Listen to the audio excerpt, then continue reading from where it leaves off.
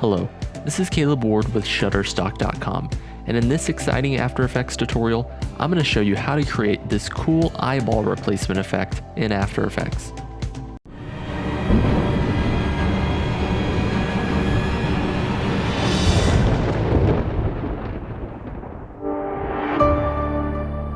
Before we get going, I want to encourage you to download the free stock footage used in this tutorial. The footage and project file can be found by clicking the link in the description of this video or visiting shutterstock.com/blog. So first things first, go ahead and import the clips of the lightning footage and the guy looking at the camera into your After Effects project. Go ahead and double click on the footage of the guy looking at the camera and we'll scrub through. You can see that he blinks a couple times and then he kind of stares at the camera for a while. What we want for this tutorial is we want him to just simply open his eyes and then the eyeball replacement happens and his eyes stay open for a while. So I'm going to set an endpoint right here. So I'm going to hit this little endpoint button. And whenever we drag this clip to the new composition icon here, it'll actually start from where we had set our input. And when we drag the footage into the new composition, it'll actually create a composition based on that input. So now we see it starts where his eyes are closed and they open and sustain for the entire duration of the composition. Next, let's add in a 3D camera tracker effect and drag it onto our footage here. And this will just analyze for a few seconds. All right, so it looks like we have a good track. If I kind of scrub through here, we can see that there are little track points that appear all over this guy's face. And what I'm going to do is select just 3 track points that look like they stay on the frame the entire time. So I'm going to go ahead and select this one, and this one. And I'm going to right click and do create solid and camera. So now if we scrub through, we can see that the solid kind of tracks with this guy's face. And this is really good because it makes it to where we don't have to go in and motion track any more objects frame by frame. So this is going to save us a lot of time in the end. So I'm going to go ahead and set the solid on top of the footage, and we can just go ahead and rename this eye matte. And this is going to make a little more sense here in a second. So I'm going to go ahead and select the solid, and I'm going to actually go to the transform properties, and I'm going to move the anchor point to where they kind of go to right where the edge of his eye opening is. And we can go ahead and scale this down to where it somewhat covers the glasses here. And if we scrub through, we see it just kind of tracks over his eyes. So this is great. And I'm going to hit T for opacity, and I'm going to drop this down to where we can see through it completely. And I'm going to zoom in on his eye, hit the G button for the pen tool, and we can just go in now and create a little mask that follows his eye. And don't worry if it's perfect, we can fix it at any time afterwards. So we're just going to follow the shape of this eye. There we go. And now we can do a little bit of cleanup if we hit the V key. There we go. We just want to look for any areas that might be peeking through here.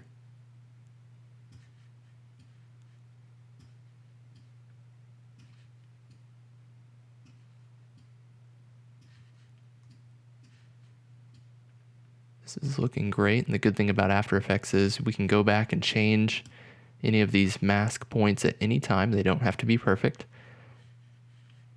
Excellent. So what we're going to do is we're going to kind of come over here to this second eye and do the exact same thing. So with the solid selected, I'm going to hit G, or we could click the pen tool icon here in the corner and just kind of follow the shape of the eye.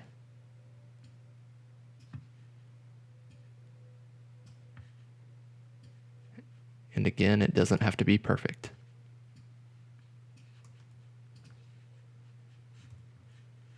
So if we zoom out here, it looks like he has purple eyes, which is kind of a funny effect in and of itself. But perhaps one more thing we want to do is make it to where it's not quite so solid on the edge here. So I don't want it to just immediately go to purple because eyes take on a little bit of color property. If I turn off the solid here, you can see that his eye, while solid white on near the front part, there's kind of some darker edges, and this is just the light creating shadows and reflecting in different ways. So what I'm going to do is I'm going to turn on the eye matte again, and I'm going to create a rectangle mask here. So I'm just going to kind of cut off the edges here and here of his eye, and I'm going to set it to subtract rather than add.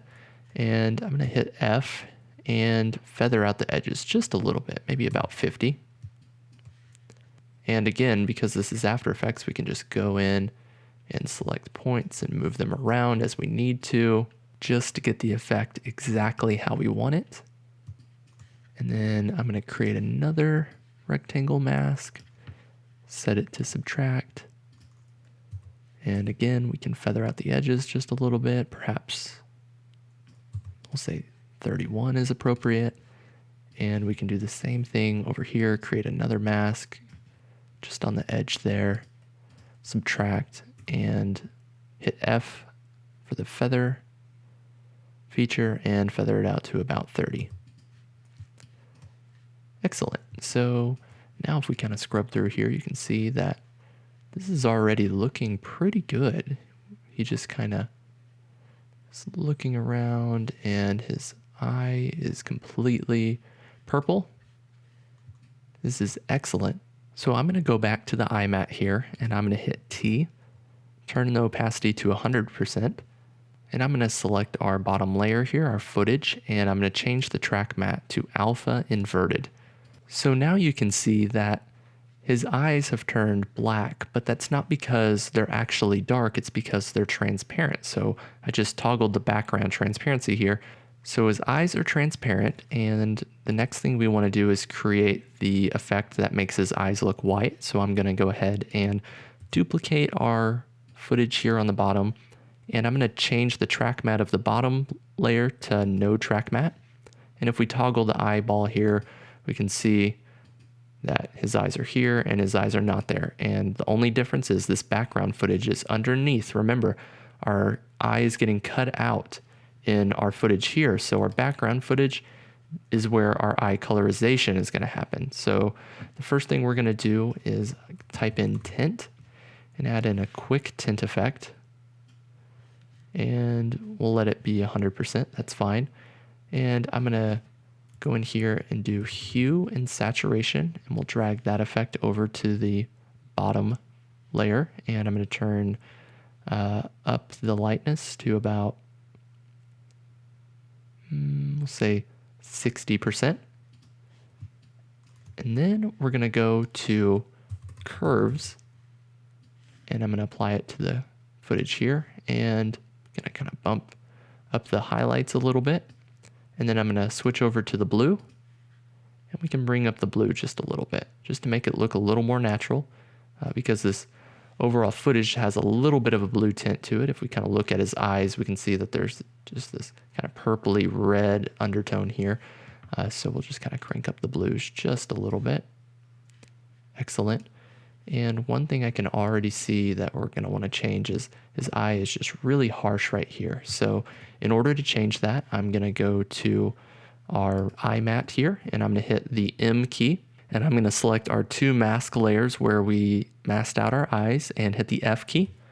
And we're going to go ahead and feather these maybe to about 10. Type in 10 here. And so now we see that's a little bit softer of an edge, and we can go in and just adjust these as we need. And like I said, it doesn't have to be absolutely perfect, but at this point, we want to start refining our overall composition just a little bit, just to make it look a little bit better so we can visualize what our final composition is going to look like. And I'm going to zoom out, and we can see that his eyes are white, and this effect is already starting to shape up pretty good. All right, so to help sell this effect a little bit better, I'm going to go ahead and duplicate this eye matte layer. And remember, this eye matte layer is just a solid with tracking data. So if I hit the M key and kill these last two masks here, let me solo this eye matte 2 layer. You can see that this is just two masks on a solid that have been motion tracked to kind of track with this guy's face. So I'm going to select our first two masks here and change it to subtract. So now you can see we kind of have this silly literal mask, and I'm going to turn off the solo layer here, and you can already see that there's this slight purple outline here. And that's exactly what we want, because we're going to go ahead and call this second eye matte that's under our footage that's being cut out. We'll call this eye shadow. And what we mean by this is not the makeup technique, but rather the shadow that's produced from your eyelashes and the bottom of your eye on your actual eye in real life. So this is just going to help sell our effect just a little bit more. And I'm going to hit Shift Command Y. And instead of a bright pink, we want this to be maybe a deep desaturated blue. And hit OK. So now if we zoom out and click away, we can see that there's this slight shadow along our eye here. And one thing I can tell is we're going to want a little more shadow right in here. So in order to do that, all you have to do is hit M to select your mask. And I'm going to go in and just kind of drop this down a little bit over here. And we're just looking for opportunities to introduce a little more shadow, natural shadow into our composition. So you would think that because his eyelashes are kind of dipping down here, that they would produce a little bit more shadow than the shadow that would be found underneath the eyeball. And we'll do the same thing over here. You can just kind of drop down the handles just a little bit. So now if we zoom out and click away, you can see that there's a little bit of shadow, and perhaps we even want to feather them out just a little bit more beyond 10, maybe to about maybe 12. And I'm going to go in here and I'm going to move back the shadow from the bottom here, so I can select multiple track points at the same time, or multiple mask points, and just drag it down.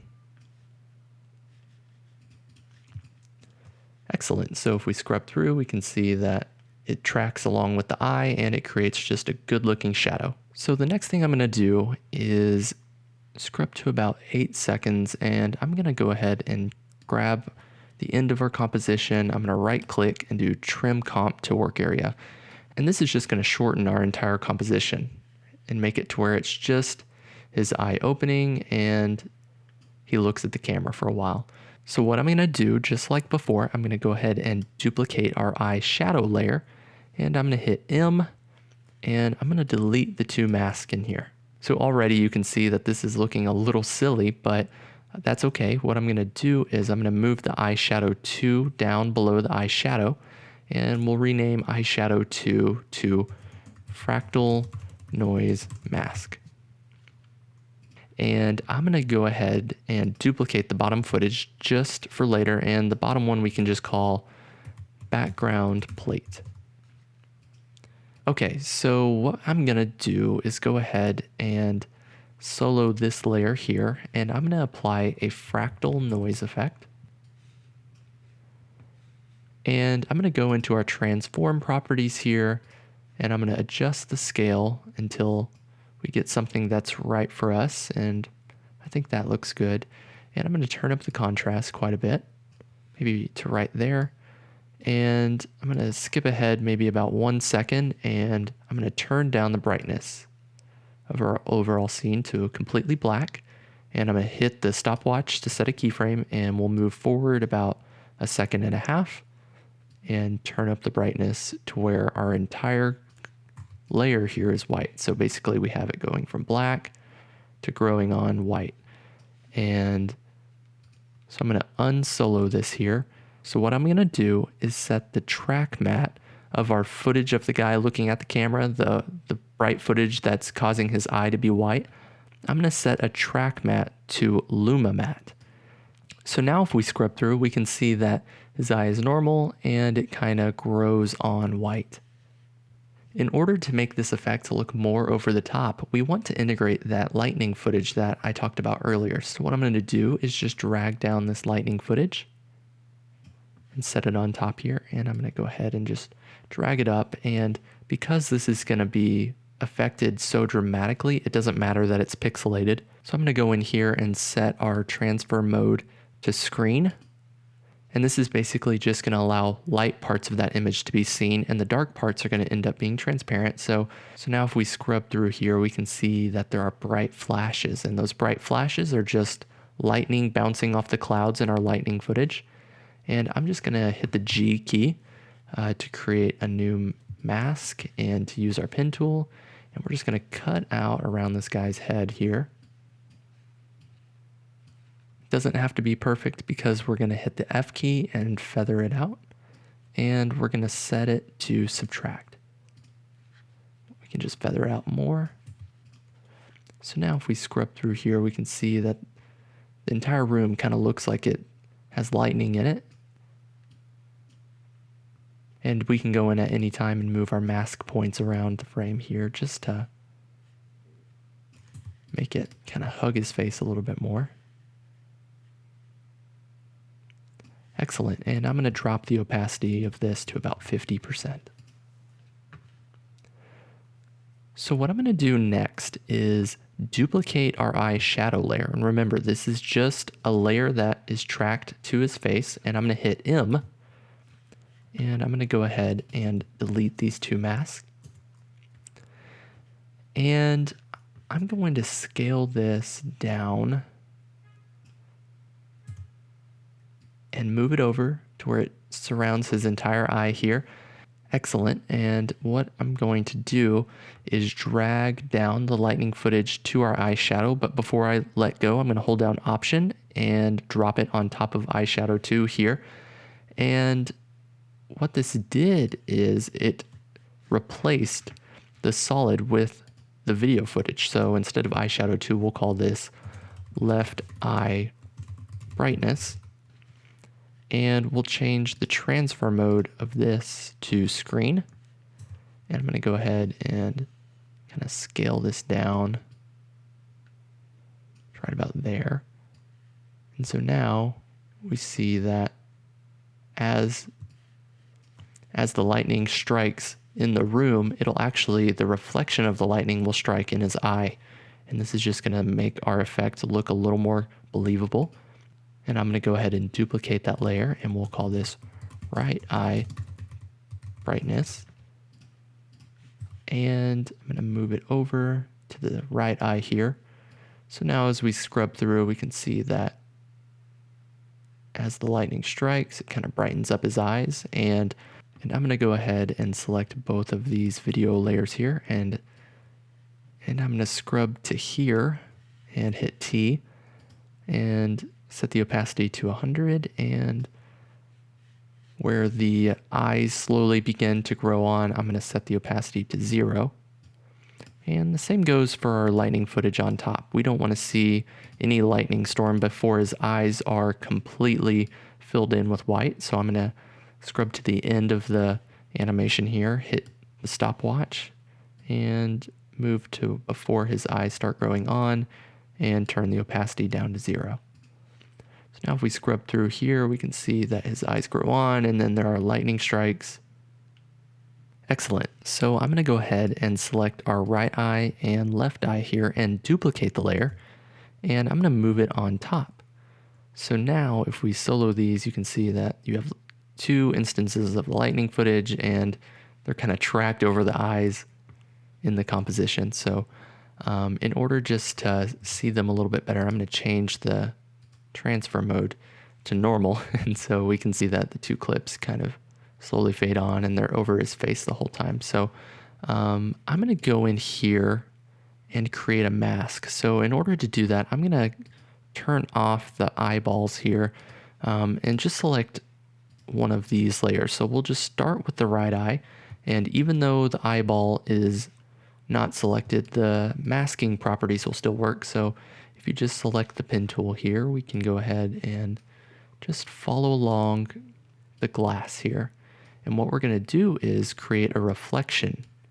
And this reflection will basically just be the glass reflecting the lightning that's going to be striking in the distance here.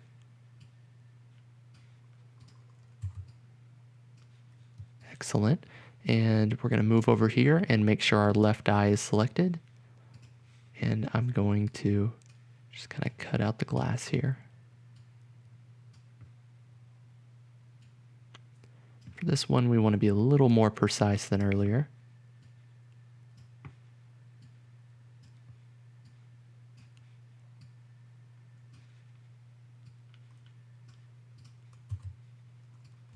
And we can just adjust these handles as we need. There we go. So I'm going to turn on the eyedropper one more time, and you can see it looks like he's almost wearing some shades here, but instead we're going to change the transfer mode to screen. And you can see that what that did is kind of created just some reflections here in his eyes. So if we scrub through, we can see that the storm effect kind of grows on, and now it looks like there's a storm in the distance and he's watching it. Okay, so the last After Effects specific thing that we need to do is go in and create the shadow for the lightning. So for example, if there was a bright strike in front of him, let's say right about here, you would expect to see some shadow from the rim of his glasses on his face. And this will just help sell the effect just a little bit more. And so what we're going to do that is go ahead and duplicate one of these solids here. So in this instance, it's the eye shadow layer. And I'm going to go ahead and move this up to right above the camera.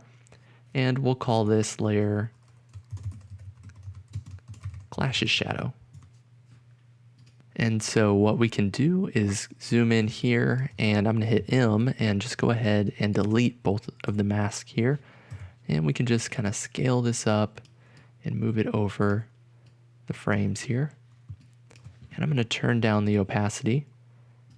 And I'm going to go ahead and just select the pen tool and cut out the front of his glasses here. So I'm just going to go in and cut out the glasses here. And you don't have to be perfect, but you do want to make sure that it's following at least the shape of the glasses.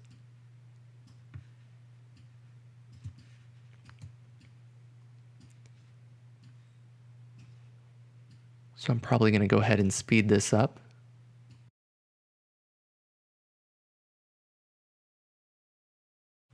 Excellent, and we're done. So the next thing we're going to do with our pen tool selected, we're going to cut out the inside of the frame. So I'm going to go ahead and just do another time lapse of this.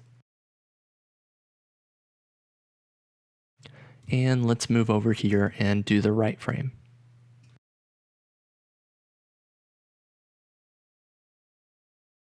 Excellent, so let's go ahead and zoom out and hit the M key and select our two frame shapes here and do subtract. So now we just have a solid layer that is, if we turn up the opacity, is blue, and it basically just tracks with his glasses throughout the scene. Okay, so now with our glasses shadow layer selected, I'm going to duplicate it, and we'll call the new one Glasses Shadow Matte. And with the matte, I'm going to set our track matte to alpha inverted. And if we move the glasses shadow down and scale it, you can see that it's starting to appear under the glasses. And that's because we have this matte that's telling After Effects, don't show up the layer below where the matte is. So basically, it's just cutting out this blue here, and that's good. So if we kind of scale this up here and add in a fast blur effect to the glasses shadow layer, we can turn it up just a little bit and turn down the opacity to maybe about 40. And if we hit Command-Shift-Y, we can change the color to kind of black instead of blue, just to make it look a little more natural. Okay, so now that we have our shadow appearing below our matte here, I'm going to go ahead and select both of these layers and pre-compose them. We'll move all attributes to the new composition. And I'm going to toggle the switches here and select this continuous rasterize button. And this is basically just going to take on 3D properties from inside this pre-composition in our overall composition here. So long story short, just make sure this button is selected. And I'm going to duplicate our lightning footage at the top, and I'm going to drag it above our pre-comp here. And the pre-comp we can call eyeglasses shadow.